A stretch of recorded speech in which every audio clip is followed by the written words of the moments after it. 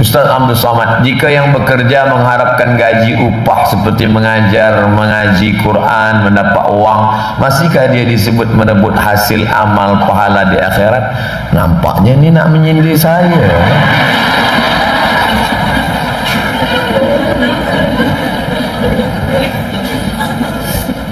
Ikutlah Nabi Muhammad sallallahu alaihi wasallam, Nabi yang tak pernah mengambil upah daripada apapun. Qul la as'alukum alaihi min ajrin in ajriya illa 'ala Allah. Balasan daripada Allah semata. Saya nak minta qalam, pena. Pinjam kejap. Saya nak tuliskan berapa upah Nabi Muhammad SAW bagi orang. Nabi SAW pada masa perang Badar, dia mendapatkan la taqillu an khamsina alfi dinarin, 50.000 keping dinar. Dinar bukan ringgit, dinar duit emas. Sekeping dinar beratnya 4.25 gram. Hitung sendirilah. 4.25 gram, 50.000 keping. Berapa kilo emas itu? Lepas itu hitung ringgit. Saya sebab pertanyaan ni tak tahu dari awal, saya tak tahu pula berapa harga emas di Kuala Lumpur, tapi puan yang paling tahu. Memang sesuai pertanyaan ini untuk perempuan, karena puan paling tahu harga emas sekarang ni. Cara nak mengira, hitung kira mudah saja. 4.25 gram kali 50.000 keping. Berapa itu? Nabi Muhammad dapat berapa? Wa'lamu annama ghanimtum min syai'in fa inna lillahi khumusahu. Khumus itu 20%. 20% untuk Nabi Muhammad sallallahu alaihi wasallam. Hanya saja bila ada orang mengatakan Nabi tak ada ambil apa-apa, nih khumus 50% untuk Nabi, tapi dia tak pakai. Jadi bila ada cikgu, khatib, guru mengaji ambil, dia dibagi daripada mana? Baitul mal. Isi baitul mal itu apa? Zakat, wakaf, infak, sedekah, wasiat, hibah, ghanimah. Zakat, wakaf, infak, sedekah, wasiat, hibah, ghanimah. Imam Masjidil Haram Syekh Abdul Rahman Sudais, berapa kerajaan Saudi Arabia bagi? Apakah dia tetap dapat pahala?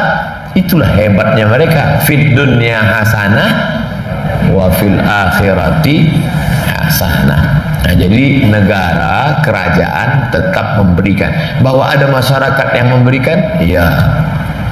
Ustaz Abdul Somad, bagaimana cara menarik orang ramai untuk hadir ke majlis ilmu? Oh, ini pertanyaan membazir. Untuk apa kita bahaskan Masjid Ibnu Abbas hingga penuh, sesak sampai kita tepi jalan? Kenapa orang ramai? Semuanya kerana tajuk hablum, tajuk wa mahyaya wa mamati lillah. Tapi kadang orang hanya pilih-pilih ustaz tertentu sahaja. Zurghiban tasdad hubban, jarang-jarang berjumpa, kasih sayang akan datang. Kenapa ramai jamaah? Saya ke Kuala Lumpur setahun sekali. Ustaz-ustaz di Kuala Lumpur jumpa tiap-tiap hari. Oleh sebab itu, mungkin sebab itu juga, tapi yang lain daripada itu adalah kuasa Allah Subhanahu wa ta'ala. Kita dalam segala hal semua macam tangan. Ada tinggi, ada pendek, ada rendah, ada tinggi, ada gemuk, ada masalah rezeki. Begitu juga. Ada kaya, ada sedang, ada bawah. Masalah rupa begitu juga. Ada cantik, ada agak cantik, ada kurang cantik. Jangan sebut buruk, kurang cantik. Masalah pandai begitu juga. Sangat pandai, kurang pandai. Jangan sebut bodoh, agak tak pandai. Begitu juga dalam masalahnya. Ada ustaz yang ramai, Ustaz Azhar Idrus ramai, Ustaz Kazim ramai, Ustaz Fulan ramai, tapi tapi apakah itu menunjukkan dakwah diterima? Belum tentu. Apa itu dakwah? Ada perubahan.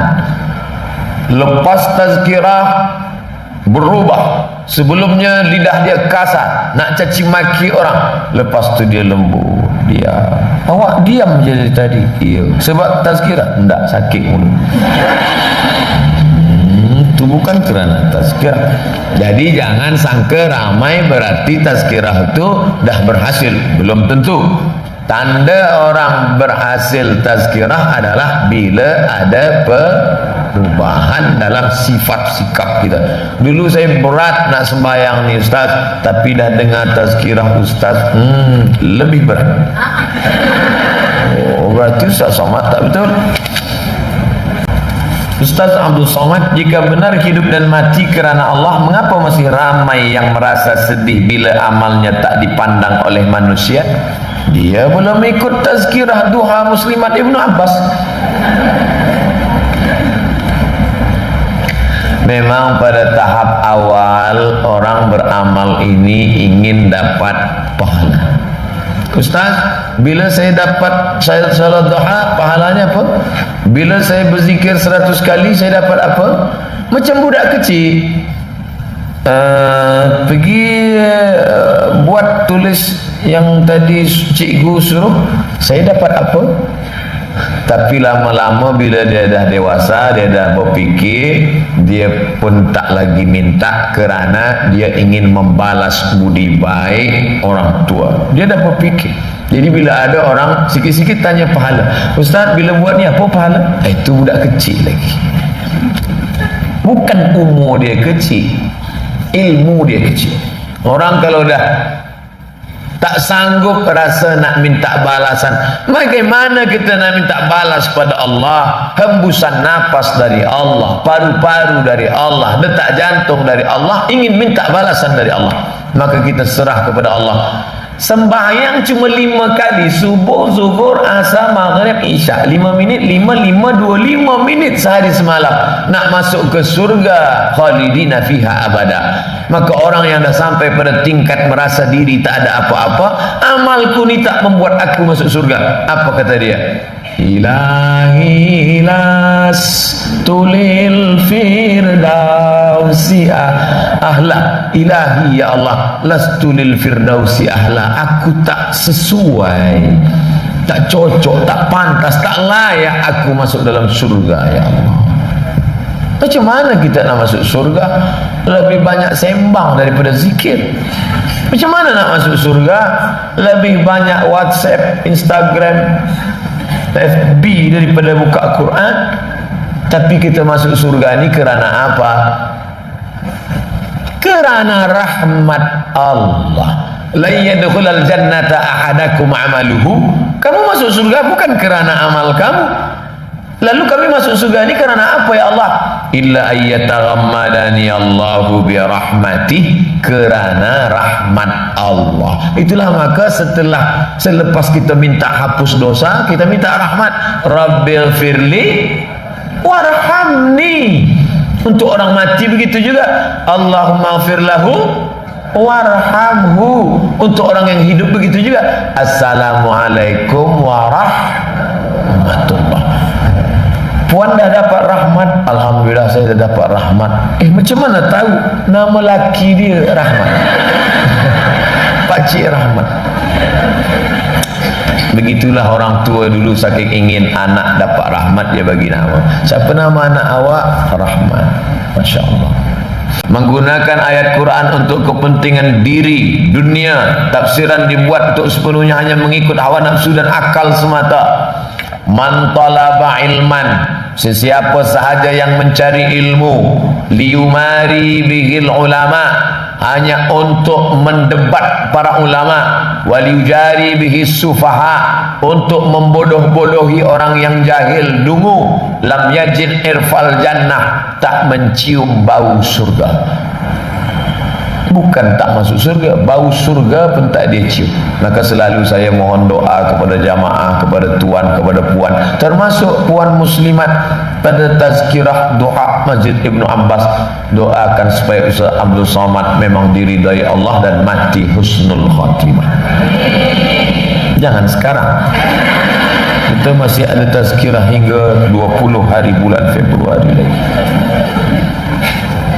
Jadi tak boleh kita gunakan ayat ini mengikut hawa nafsu. Tak boleh kita pakai ini untuk yang tidak-tidak. Mesti lillahi ta'ala. Ustaz Abdul Somad, boleh kami jemput ini ke negeri kami begini-begini? Mohon maaf, saya dah ada janji di Masjid Ibnu Abbas. Masjid Ibnu Abbas tu kecil je, banyak ustaz lain boleh, tempat kami tak. Saya dari dulu ke Kuala Lumpur setahun sekali saja, semuanya melalui Pak Cik Razak. Saya tak tahu nak masjid kecil, nak surau, nak ada kekuasaan, nak orang biasa. Karena yang kita sampaikan ini kalam Allah, yang kita sampaikan ni hadis-hadis Rasulullah SAW. Yang kita pijak ni bumi Allah, kita hidup pun kerana Allah. Kenapa kita main-mainkan ini? Jangan bermain-main. Ini kuasa Allah. Memainkan kuasa Allah, Allah akan hukum kita. Na'udzubillah. Soalan ke-8.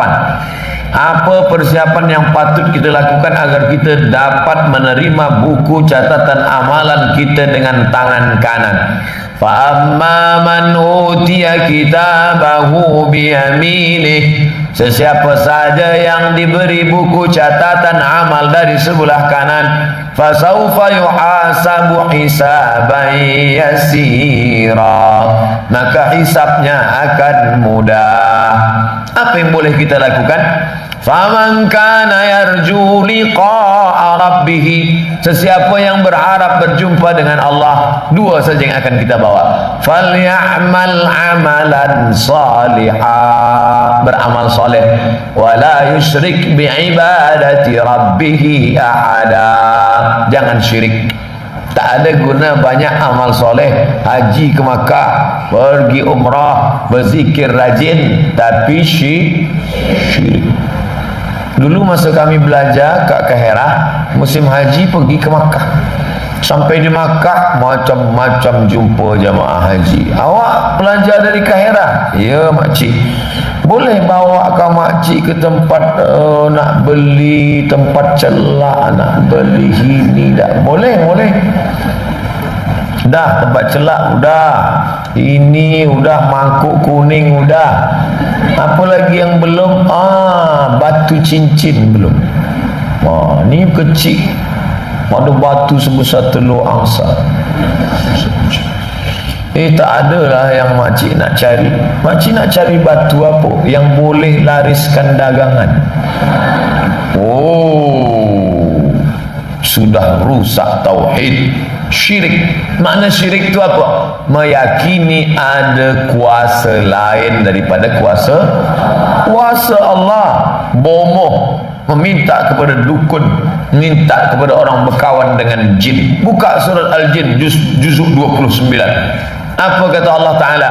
Fariqum rijalum minal insi, ada beberapa orang lelaki, ya'udhuna birijalim minal jin, mereka minta bantuan pertolongan jin. Hai jin, segala jin hantu, segala hantu tolong. Na'udzubillah, syirik. Maka kita kalau ingin dapat buku catatan amal baik, dua saja: amal soleh, jangan syirik. 9. Bolehkah seorang mengamalkan surah Al-Fatihah untuk dijadikan amalan setiap malam 100 kali, mendapat keizinan daripada orang-orang alim? Sahabat Nabi sembahyang dari Isya sampai subuh, ayatnya dia tak ulang, ayatnya dia tak ubah. Qul huwallah. Nama dia Qatadah bin Nu'man. Qul huwallahu ahad, Allahu samad, lam yalid wa lam yulad wa lam yakul lahu kufuwan ahad. Selepas itu dia baca lagi Qul huwallah sampai subuh. Lalu kemudian pagi sahabat Nabi datang mengadu report kepada Nabi. Ya Rasulullah, ya itu Qatadah malam tadi aku dengar sembahyang dari isya sampai subuh, ayat dia tak ubah, kul huwallah, tak ganti-ganti, tak tukar-tukar, kul huwallah, kul huwallah, kul huwallah. Apakah Nabi marah? Apakah kata Nabi, aku tak ada suruh bid'ah, wa kullu bid'atin dalalah? Apa kata Nabi? Innaha la ta'dilu thulutsal Qur'an. Sesungguhnya membaca kul wallah satu kali sama dengan sepertiga Al-Quran, maka dia baca 3 kali seperti khatam Quran, dia baca berkali-kali amat sangat baik. Itulah dalil boleh mengulang-ulang bacaan beberapa kali. Nak dia buat 100, nak dia buat 1000. Bagaimana dengan orang yang berzikir 1000? Dia buat tasbih 1000, dia petik subhanallah, subhanallah, subhanallah.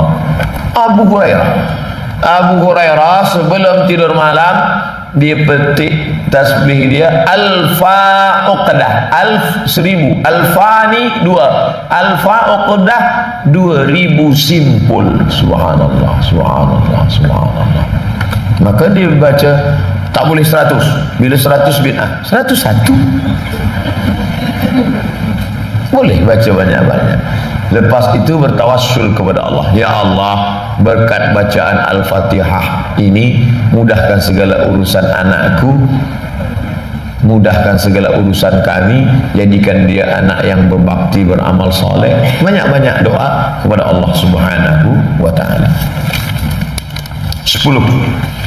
Inna Ibrahim kana ummatan qanitan lillahi hanifa wa lam yaku minal musyrikin. Sesungguhnya Nabi Ibrahim adalah merupakan suatu umat, ia ummatan qanitan, beribadah kepada Allah, berdiri teguh di atas dasar tauhid, hanifan walam yaku minal musyrikin, dan dia bukan orang musyrik. Bagaimana kita nak buat untuk kita jadi macam Nabi Ibrahim alaihissalam? Ucapan yang kita cakap dalam sembahyang itu cakap Nabi Ibrahim. Inna salati wa nusuki wa mahyaya wa mamati la syarika lahu wa bidzalika umirtu wa ana minal muslimin. Wajjahtu wajhiya lilladzi fatara as-samawati wal arda hanifan musliman wa ma ana minal musyrikin. Itulah isi ayat surah An-Nahl 120 ini. Hanifan musliman wa ma ana minal musyrikin. Hanifan wa lam yaku minal musyrikin. Sebelum lanjut, jangan lupa dukung terus channel Hijrah Reaction. Terima kasih. Apa yang dialami Nabi Ibrahim alaihissalam? Pertama, Nabi Ibrahim bersandar kepada ayah. Nama ayahnya Azar. Tapi ayah pun tak boleh tempat bersandar kerana ayah penyembah berhala. Bersandar kepada penduduk Babilonia ternyata pun tak boleh kerana penduduk Babilonia menyembah berhala. Bersandar kepada istri pun juga tak boleh kerana istri yang diharapkan tak punya anak sampai umur Ibrahim 99 tahun, barulah Sarah melahirkan anak. Anak itu bernama Ishak. Bersandar kepada anak, jangan, kerana Allah memerintahkan anak yang kau sayang bernama Ismail. Ismail lahir umur Ibrahim 86 tahun. Kata Allah, hantar anakmu itu ke Makkah dan engkau balik ke Palestin 1500 km. Lalu Allah ingin Ibrahim tidak bersandar kepada apapun kecuali hanya kepada Allah.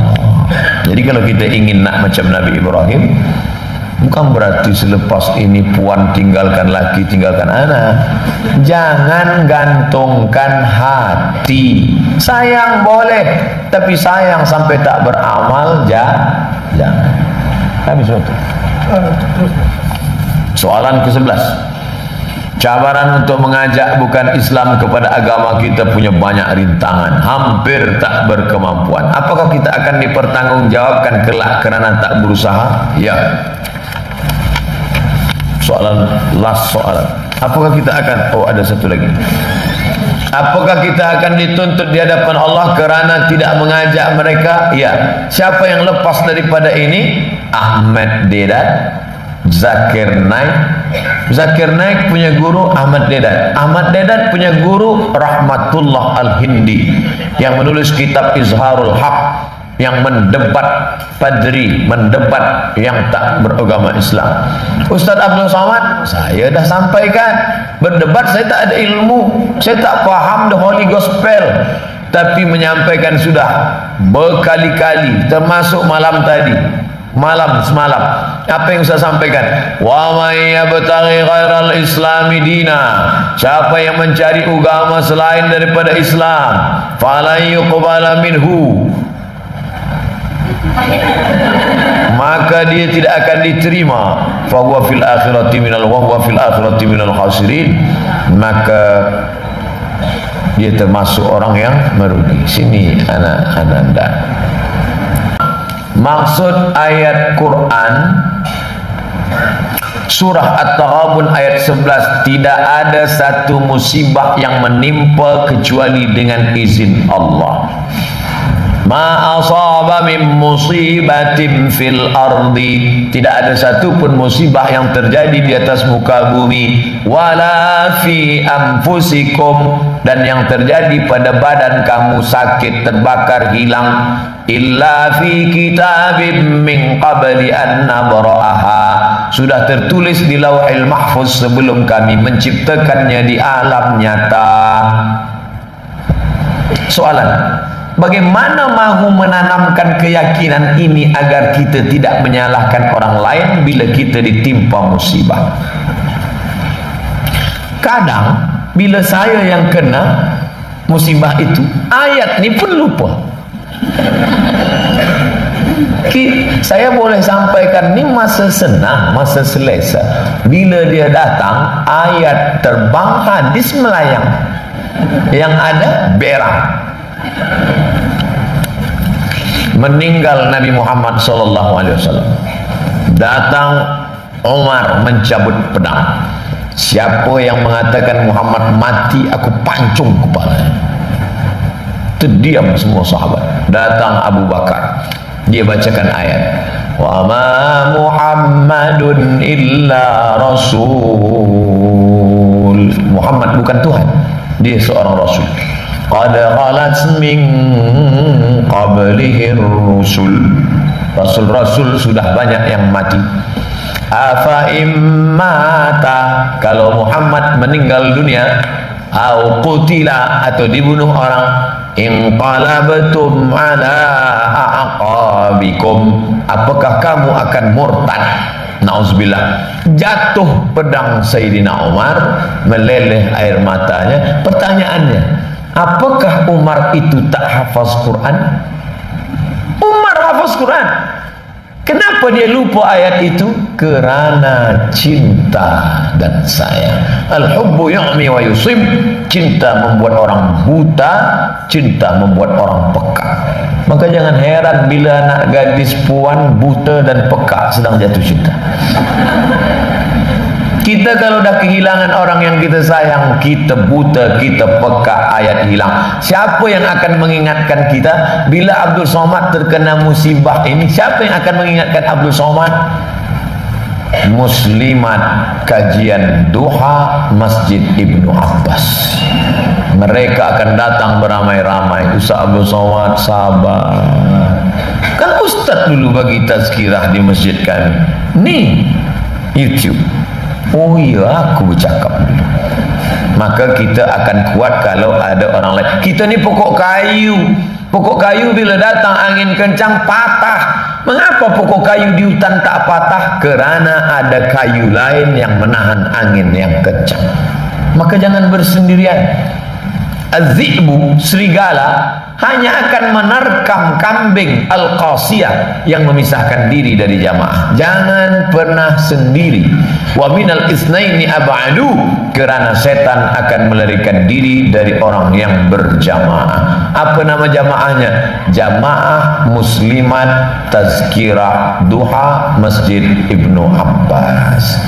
Lelaki ikut boleh, tapi menumpanglah. Apa yang Ustaz sampaikan, kita akan kuat kalau ditolong orang lain. Wa tawasau bil haqq wa tawasau bis sabr. Surah Qaf ayat 16. Dan kami lebih dekat daripada urat leher dia. Wa nahnu aqrabu ilaihi min hablil warid. Wa na'lamu ma tuwaswisu bihi nafsuh. Kami tahu apa yang berbisik-bisik dalam diri, dalam hati, dalam kepala, dalam otak dia. Wa nahnu aqrabu ilaihi min hablil warid, kerana kami lebih dekat daripada urat leher dia. Oh, kalau begitu Tuhan itu di dalam lah. Tapi dalam ayat yang lain, Ar-Rahmanu 'alal 'arsy istawa, Allah bersemayam di atas aras.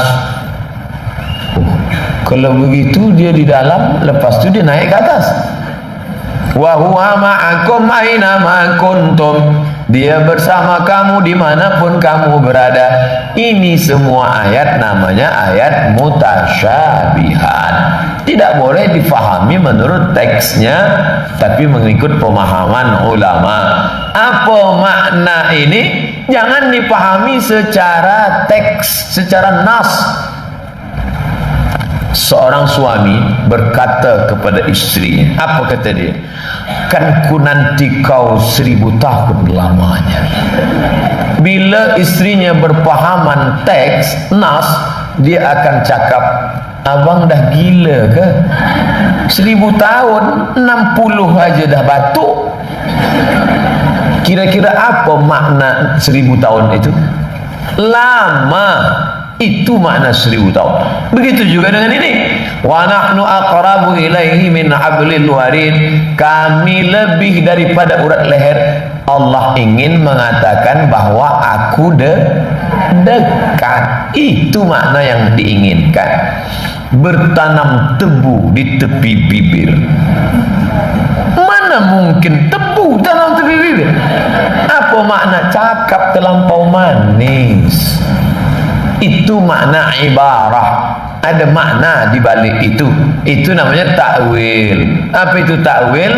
Memahami makna zahir yang dialihkan kepada makna kinayah. Yang dimaksudkan bukan zahirnya, tapi ada makna di balik itu. Yang dimaksudnya adalah bahwa Allah itu dekat dengan kita. Maka ulama memberikan jauh tak berjarak, dekat tak bersentuh. Laisa kamislihi syai'un wa lam yakul lahu kufuwan ahad. Itulah Allah Subhanahu wa ta'ala.